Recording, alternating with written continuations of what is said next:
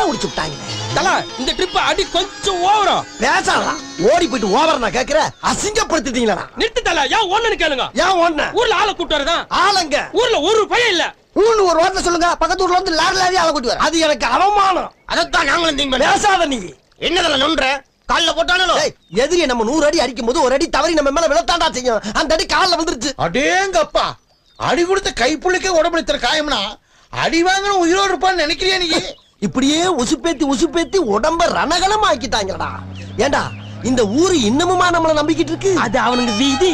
யாரு? காரு.